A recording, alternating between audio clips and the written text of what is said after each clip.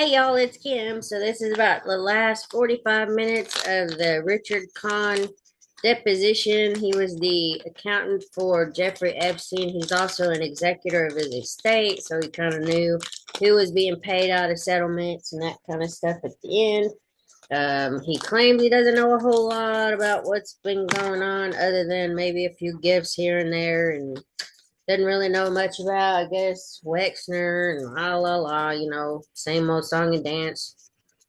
Deny, deny, deny till you get caught. But anyway, let's go ahead and let him play, let him hang himself. Like I said, about 48 minutes. But here we go. And just give it a second.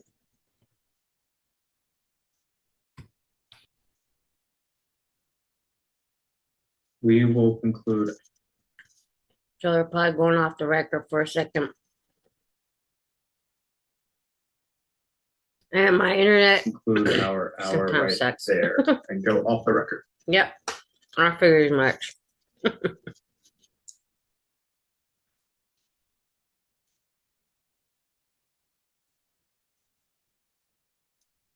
Back on the record. Mr. Kahn, I don't have too much more for you. Wanted to return briefly to the subject of Mr. Epstein's estate. You spoke this morning about your appointment as co-executor. Wanted to turn your attention, if I could, to the 1953 trust. Yes. And it's my understanding that contemporaneous with the execution of the will, Mr. Epstein's assets were transferred into that trust. Is that correct? No, that's not correct. Please. Mr. Epstein's estate is being probated in the U.S. Virgin Islands probate court, and not until all of the remaining debts, credits, and outstanding obligations of the estate are satisfied will anything move to the trust. So currently the trust does not have a bank account. The trust is not 100% operative and may never be operative if the estate ends with zero assets.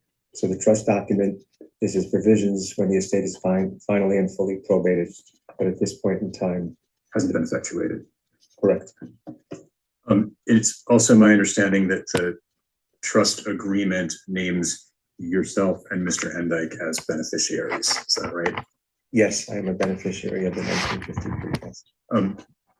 And you are among the top 3 beneficiaries in terms of dollar amounts. Is that correct?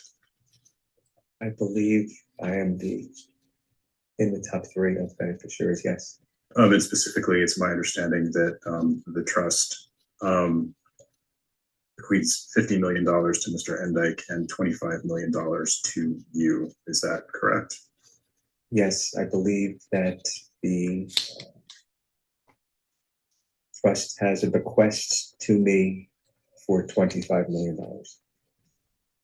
I think the question that arises then, given that you described your relationship to Mr. Epstein this morning as strictly professional, why he would leave you a bequest of that size through his trust. So I was not involved in Epstein's drafting of his will documents. But what I can say is that Epstein asked me to be, wasn't alive, but I was requested to be his co-executor and co-trustee. I believe that it's likely that I will receive 0 from Epstein's 1953 trust based on the value of its assets and its remaining obligations.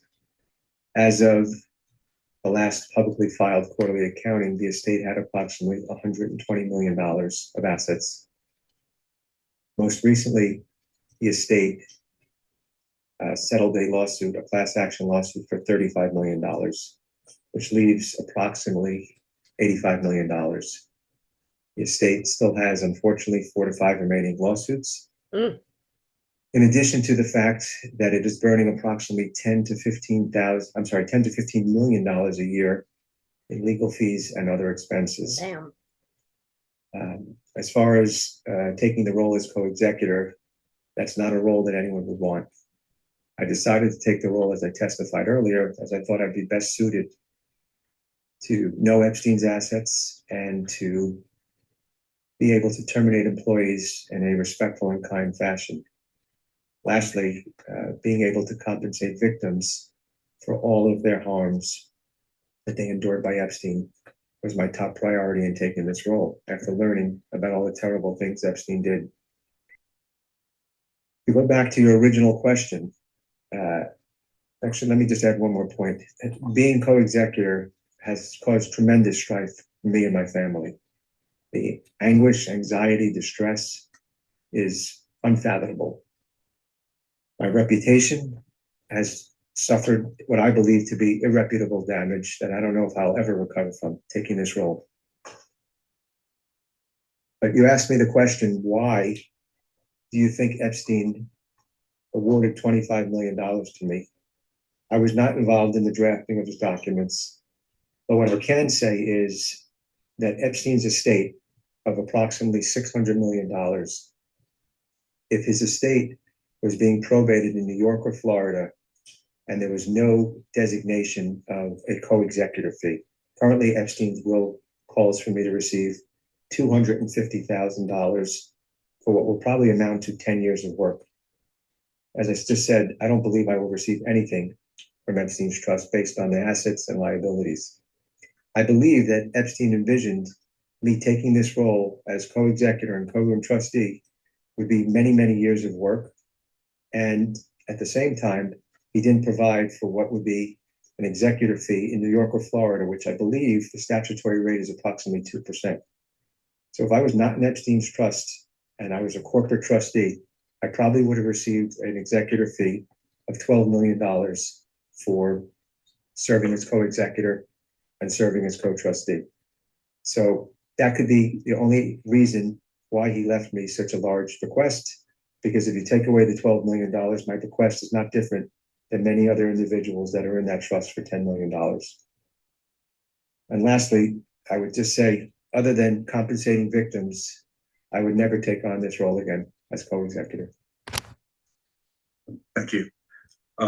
Switching topics again.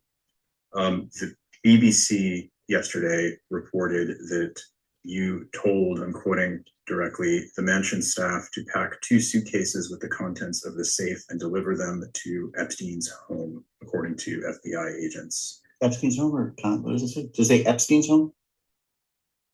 I'm sorry. Thank you, Dan. To his home. That'd be referring to your home, Mr. Kahn. I apologize. Did you do that? No, I did not read the article, but I do know what you're referring to because the BBC had made inquiries myself. What happens when the FBI raided Epstein's home in, I believe it was on the 6th, the same day he was arrested. It was either, I think it was the 6th or the 7th. When they raided his home, they broke open his safe. And for whatever reason, the FBI did not take some of the contents from Epstein's safe. When the FBI broke into Epstein's home, they broke down his door, so his door could not lock and the alarm could not set properly, in addition to the fact that they took all the electronic equipment. When Merwin, the house manager, was at the house, he realized that these items were not safe to be left alone in the house. I was on Long Island at the time. I was not in New York City. And I received a call from Merwin, who was the property manager for 90 71st Street, telling me that I packed up 2 bags of Epstein's belongings or things that were safe, and I left them with your doorman in New York City. I just wanted to let you know. I said to him, I'm not home. I'll be home in 3 or 4 days. And at that time, I'll bring it up to my apartment. When I arrived home 3 or 4 days later, I arrived in my apartment. I brought the 2 bags up. I never touched them. I never opened them. I left them in my dining room. I believe a day or 2 later, I got a call from Merwin that the FBI was at the house again, looking to collect things that they didn't take from their first visit. I believe the request of me was, can you please bring the 2 bags to the home? I was at my office in Midtown at the time. I left, I went home, I grabbed the 2 bags, I brought them to the residence. And I believe at that point in time, the FBI gave me a receipt for the 2 bags. And that is what took place. What the BBC reported is inaccurate. And the story as I understand it is exactly what I told you. And then another topic, during your employment by Mr. Epstein, did you ever become aware of his relationship between him and Donald Trump? Did I ever become aware of the relationship?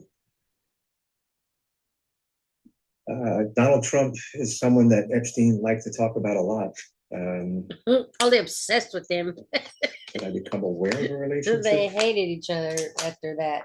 I assumed at one point they were friends, and they had a falling out, but I don't know what is true and what is not true. He never spoke to me about his relationship with Donald Trump, and I've just seen a lot of stories in the news that I don't know whether they're true or not. You mentioned that he spoke about Donald Trump a lot. Did he ever do that in your presence? Yes. What did he say? I don't recall specific conversations, but most of the conversations relating to Donald Trump or relating to, sorry, respectfully, most of the conversations relating to President Trump were at the time where President Trump was in the news quite frequently from 2016 to 2020. And if President Trump was doing something that day and it made news, and I was in a meeting at his office, he might say, could you believe that President Trump did X, Y, or Z? And it might be a 30-second conversation. That was the context of how Epstein spoke in my presence about President Trump. And were any of his comments about having had a relationship with Trump? Just to try and be a little clearer, what you described was observations that, from your telling, sounded political in nature. I'm asking whether he made comments that were more social in nature. Not that I recall.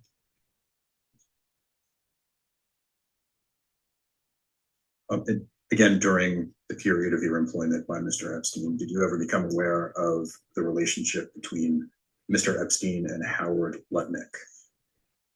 Gotta get Trump. Gotta get his administration. I was never aware of the relationship between Mr. Lutnick and Epstein. However, most recently, I did see a lot of reporting on the matter, and I am aware of a few instances of communication that involved Mr. Lutnick and Epstein, either directly or indirectly.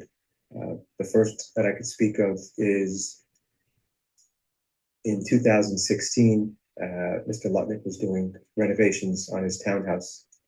And I believe Mr. Lutnick's property or construction manager, rather, sent a note to the residents that I might have received, or maybe it went to the property manager that said, we apologize in advance. We're going to be making some noise. Please bear with us and let us know if there's any issues. That was the first.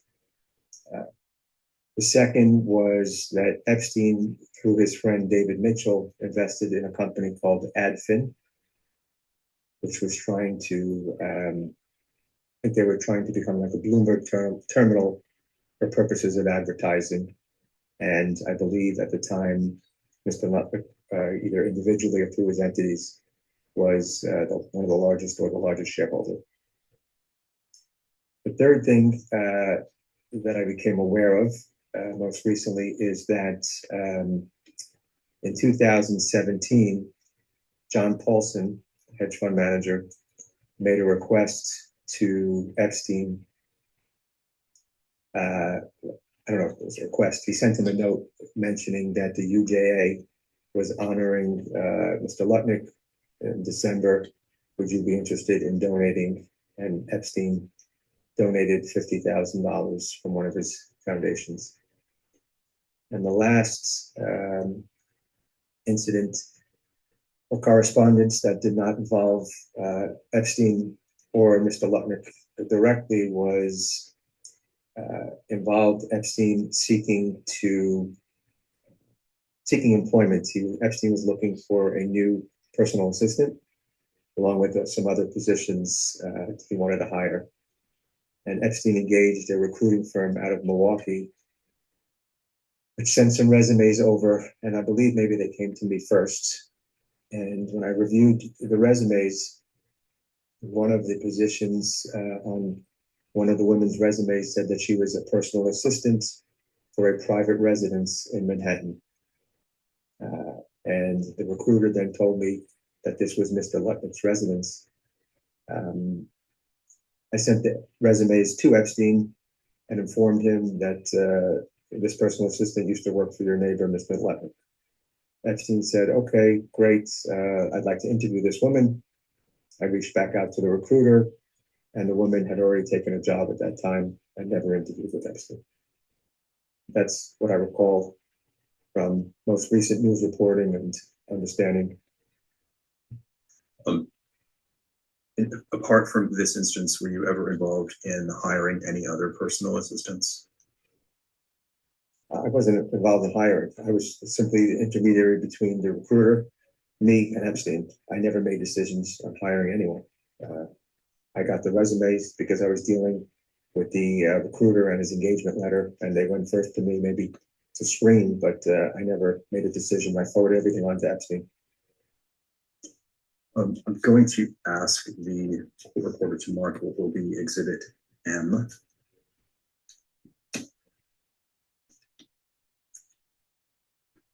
Which is an email dated October 3rd, 2013, between yourself and Mr. Epstein. Subject line, Emily Johnson, resume.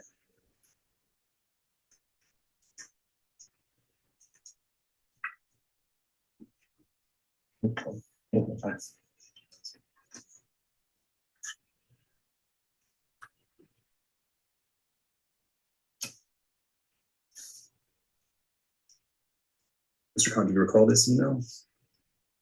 I don't, most recently, when there was some news reporting and we received inquiries, I revisited this email, and I do recollect this email. And additionally, this is exactly what we just discussed. This is the individual who you described. Yes. And who is Peter? Peter, I believe, is Peter Mauler, was the gentleman that owns the recruiting or hiring agency from Milwaukee. He was the principal. And did you ever discuss this potential hire with Howard Lutnick?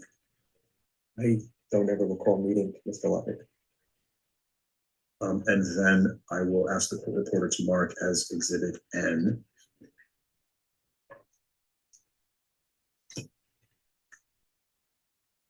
An email thread dated November 8th and 9th of 2017.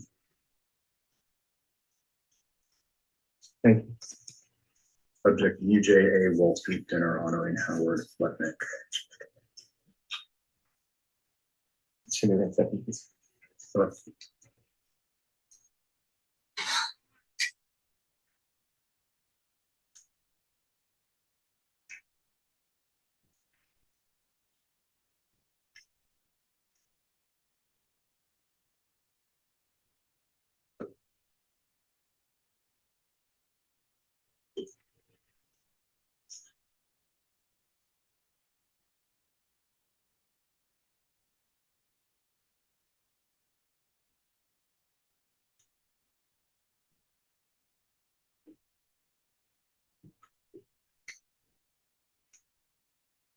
I'm ready, yes.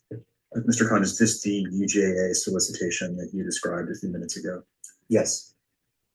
If I could point you to the second page, and this is the email from Mr. Paulson containing the solicitation, and I'm looking at the second paragraph on the page. It starts with the words "as chairman." You see that? And for the record, the full sentence reads, "As chairman of the Wall Street division, I want to make sure that as a close friend of the Lutnicks, you are aware of the event and have the opportunity to support them." And my question is simply, do you, to your understanding, is Mr. Paulson's characterization of Mr. Epstein as a close friend of the Lutnicks accurate?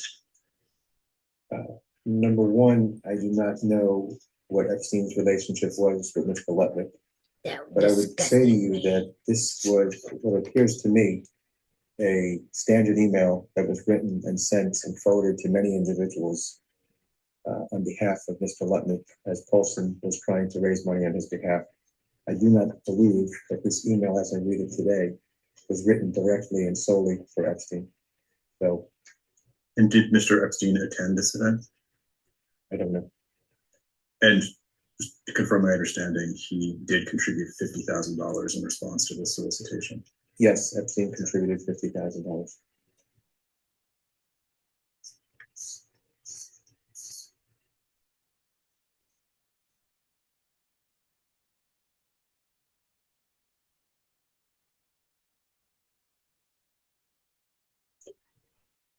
I asked you a few minutes ago, Mr. Kahn, about the relationship between Jeffrey Epstein and Donald Trump. I'm just going to ask you the same question with respect to Melania Trump, and specifically during your employment by Mr. Epstein, did you ever become aware of a relationship between Jeffrey Epstein and Melania Trump? No. Gotta get the Trumps. Did you ever provide payments to Melania Trump? No.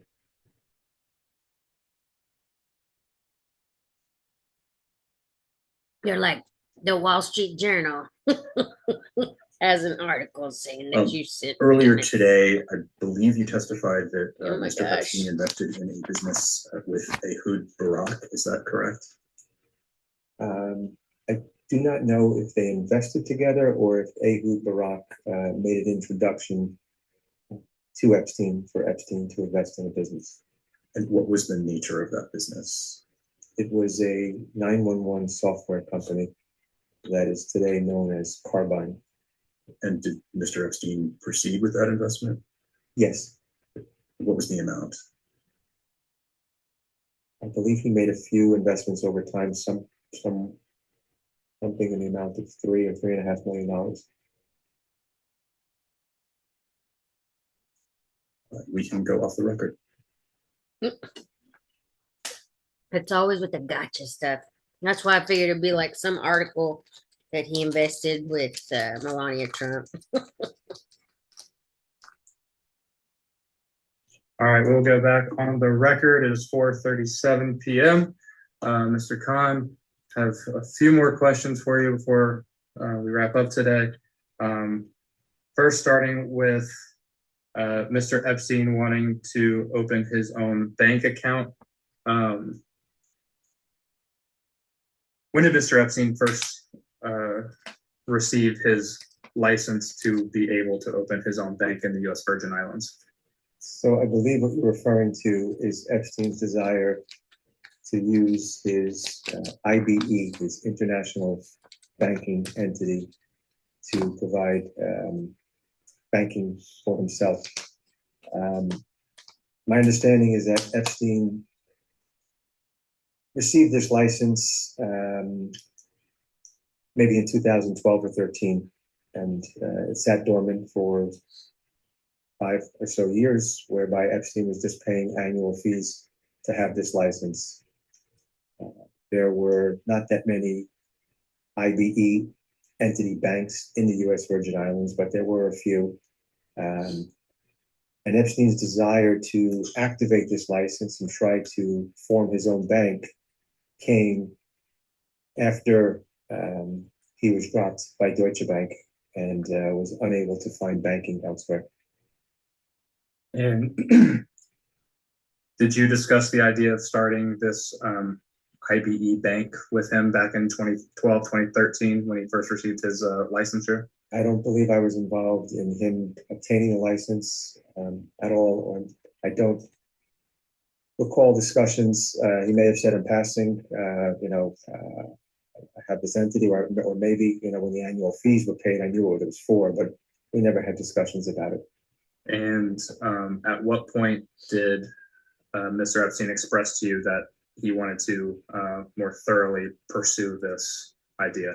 I believe the timing was after the Miami Herald article, Deutsche Bank dropping him and him struggling to open up other banking relationships. And did you advise or otherwise help Mr. Epstein during this time of officially trying to pursue opening up his bank? Yes. And how did you advise Mr. Epstein in this? At the time, I had a friend who previously served, I don't recall his exact positions, but as an officer or owner of a bank. And Epstein engaged him, or Epstein's entity, which I believe at the time was Southern Country International, engaged this individual as a consultant to help the process of trying to figure out how to open a bank and how to run a bank. Oh, an And actual did bank. Mr. Epstein ever take concrete steps towards opening this bank? Yes, we began to, at the advice of the consultant, we were advised that in order to operate a bank efficiently, and I believe the consultant had bigger plans than just banking for Epstein. He wanted to be able to bank for the public as well. But the advice that he gave was that the entity, Southern Country International, needed to have a lot of capital. So some of the steps that Epstein was taking is two of the other entities where Epstein held his brokerage assets and cash were Southern Trust Company Inc. and Southern Financial. I believe he started to transfer assets from those entities to Southern Country to start to build up the capital in that entity as part of the process to begin to activate this bank. And as part of the meetings with this consultant to initiate this bank, these meetings were in the U.S. Virgin Islands. Is that correct? We did take one trip to the U.S. Virgin Islands, but most of the meetings were based in New York, either telephone conversations or emails. I believe Epstein met with the consultant maybe once. I don't recall specifically, but a plan was being formulated, and then we took a trip down to the U.S. Virgin Islands, the consultant and myself, whereby we met with another IBE entity that was already operating. And we met with some of the local officials in order to figure out, how to activate the bank, and making sure we, adhered with the rules and regulations. Which local officials did you meet with? I don't recall. Maybe it had to do with someone in the banking division, but I don't recall. Did you ever meet with the then current governor of the U.S. Virgin Islands? I don't believe I ever met with Governor Mapp. Did you meet with any of the prior serving governors of the U.S. Virgin Islands? During that visit, we had dinner one evening with Cecile DeYoung, who was the office manager. She ran Epstein's St. Thomas office, and her husband, who was the former governor, John DeYoung. Sorry. I want to add one thing. It was the consultant, myself, the two of them, and I believe it was two or three other individuals. And who are those other? I don't recall. Did you meet with any other elected officials of the U.S. Virgin Islands? Other than meeting with Governor DeYoung, I don't recall ever meeting with any other elected officials.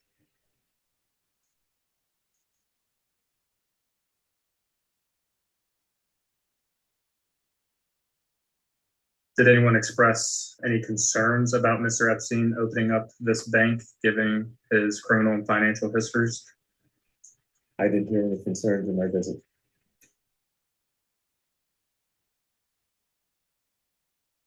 Was the bank ever officially started? No, we were in the process, as I said, of capitalizing the entity, and then shortly thereafter, Epstein was incarcerated, and then the entity ended up sending all the money back to where it came from, Southern Trust and Southern Financial, and the entity was later dissolved.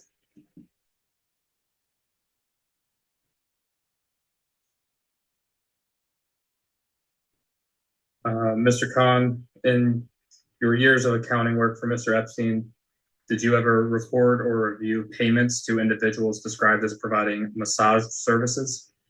Did I ever record payments for Stan? No, I don't recall ever seeing massage payments. Do you recall seeing any categories for payments falling under the term massage? I don't recall seeing payments for massage.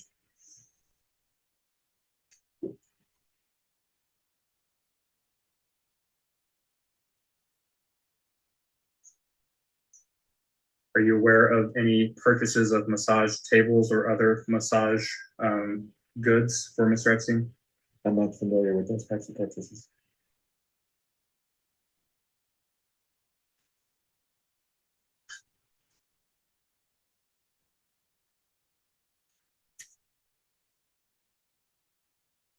In April of 2019, did you receive a $1 million payment to your personal account from an Epstein-owned trust? Yes, And which trust sent you this money? that was the trust we spoke about earlier, the 2013 Butterfly Trust. Understood.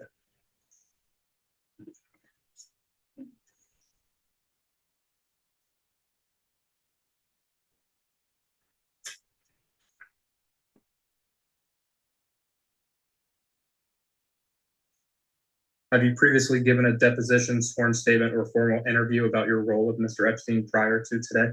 Yes, Which of those three have you provided?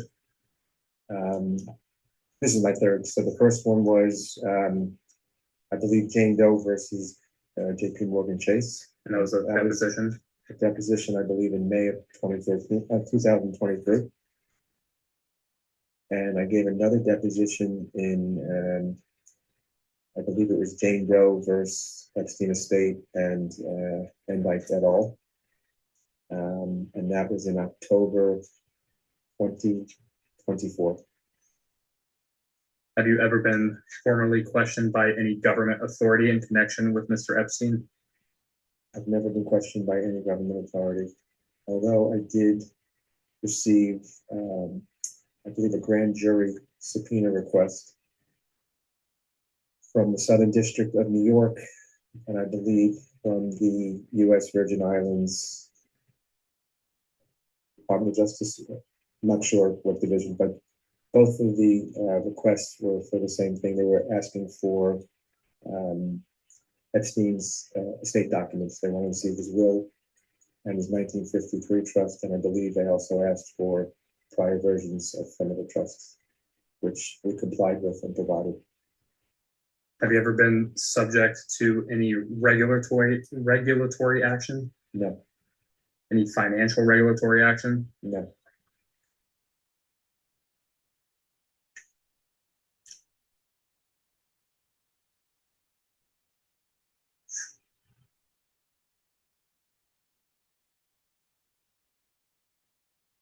In I think it was September of last year, the committee issued a subpoena to the estate. And just for the record, the state has complied with the committee subpoena.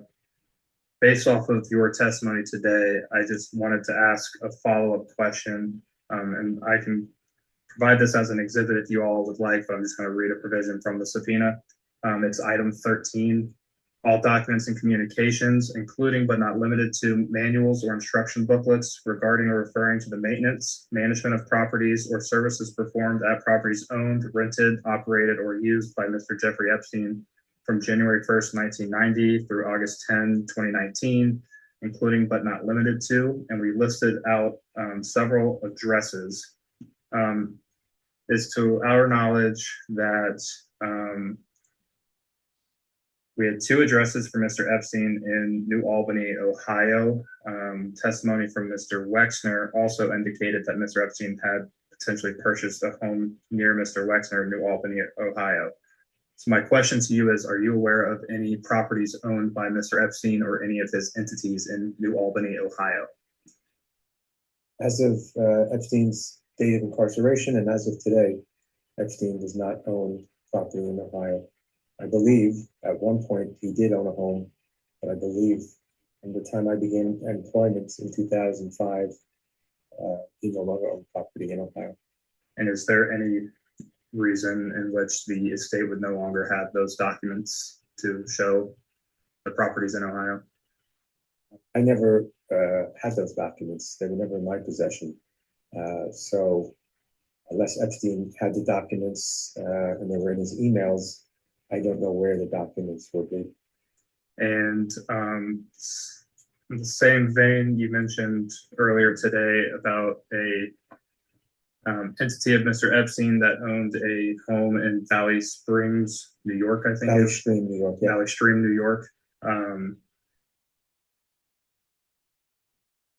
Does the estate have any documentation as to the ownership of the property in Valley Stream, New York? I believe, but I'm not 100% certain that the estate still owns that property. The property, I believe, was purchased with Epstein or Endyke as nominee owner for the benefit and use of Lynn and JoJo. Fortunately, Lynn is no longer alive, and I believe JoJo lives there, but I believe it is property of the estate. And I believe it's, and I'm thinking, I believe it's property of the estate, and I'm 100% certain it's property of the estate and reported on our publicly filed quarterly accounting.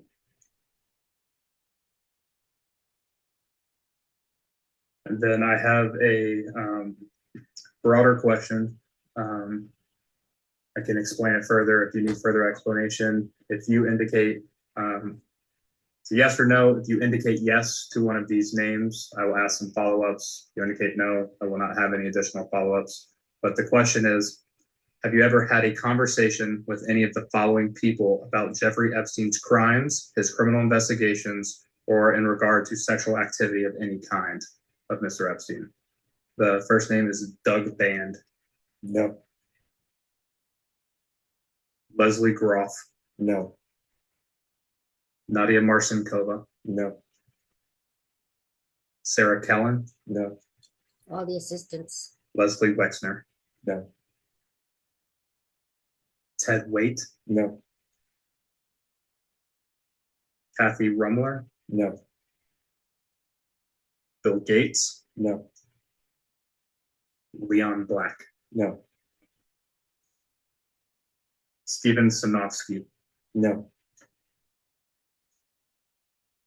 Glenn Dubin. No.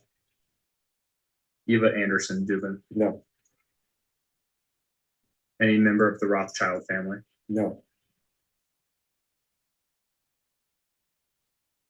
And then a couple more follow-up questions, I promise. Approximately how much money was the monthly payroll for all of Epstein's employees or contractors?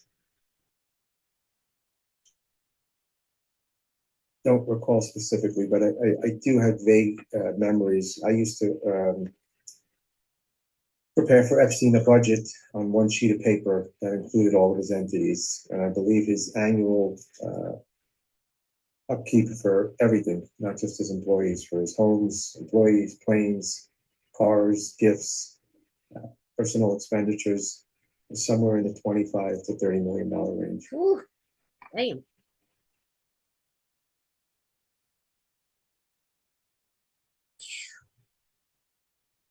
And understanding that there can be some fluctuation, but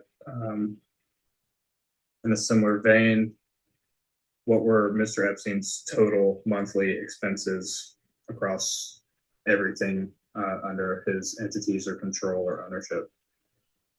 I'm sorry if I answered the previous question incorrectly. That was the number that I said relates to his total everything. Okay. Yeah. Annually, though. Annually, yes, annually. Yes. And $25 to $30 million annually. That includes the fuel for his planes, repairs and maintenance for his planes.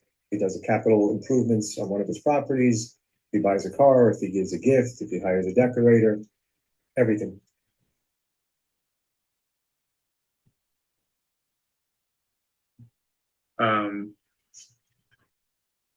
Was Mr. Epstein at any point ever losing money? I guess it's a difficult question for me to ask because I just told you what his operations ran him. So in this example, we'll say $30 million.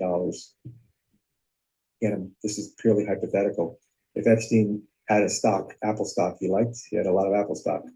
If he had, 100,000 shares of Apple stock and it went up 100 points, he would make, my math is right, I think $10 million. And then if he made other investments, he might make more than the 30 he was spending, but that was from passive and that was unrealized gains. But Epstein as I explained earlier, earned fees from clients, from 5 clients over the years that I worked for Epstein. So in some years, if you're asking the question, in some years was his income from clients less than his expenses? Yes, but if you factor in his investments, in many years he lost money in investments. I can't say with certainty whether he was ever losing money, but sometimes his investments were making more money than he spent, and sometimes his income was more than his expenses. But I don't think there was a particular pattern or anything. And I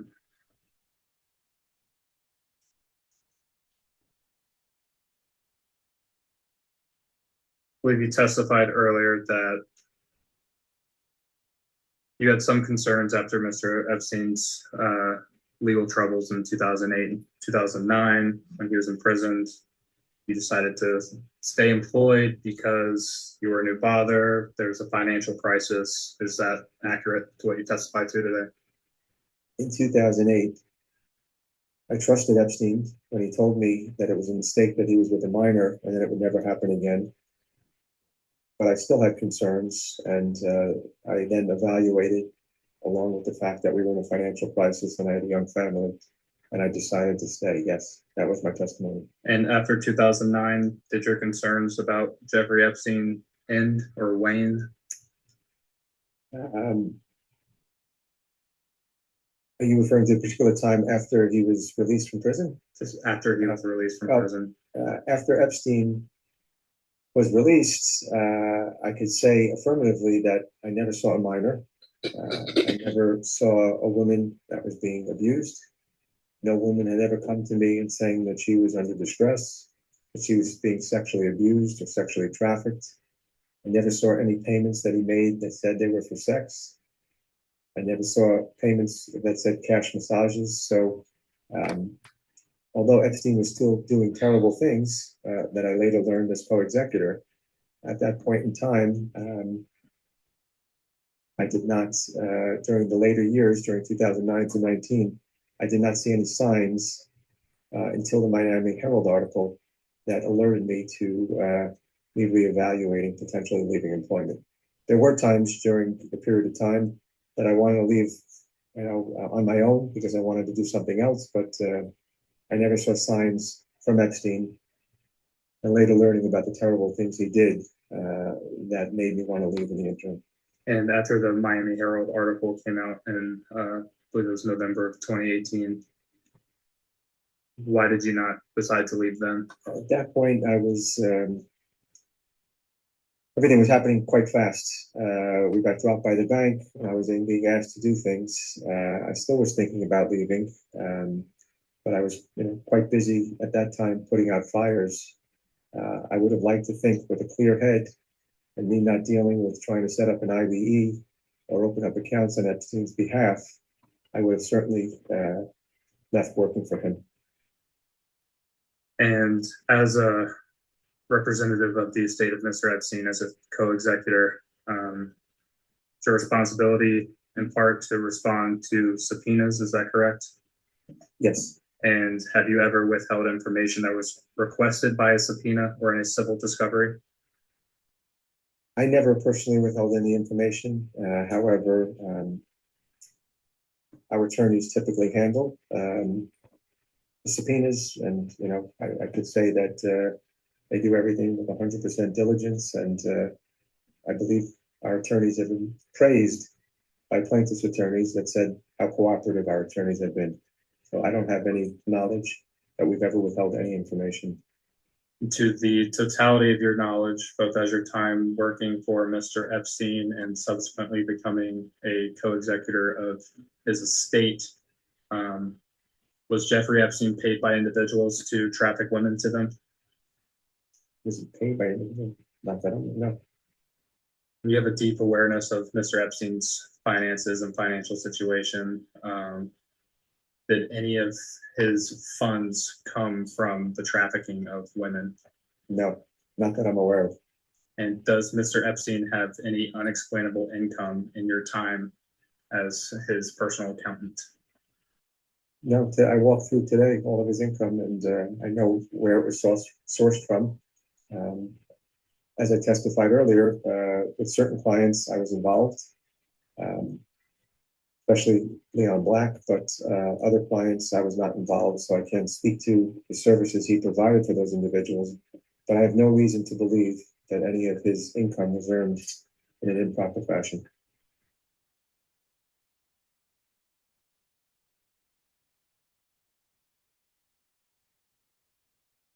And apologies if I missed this earlier. What was the total amount of compensation that was paid by Leon Black to Mr. Epstein for his financial arrangement? I believe that I said he paid in fees approximately $150 million. Could be up or down 5%, and Mr. Black also contributed $10 million to one of Epstein's foundations.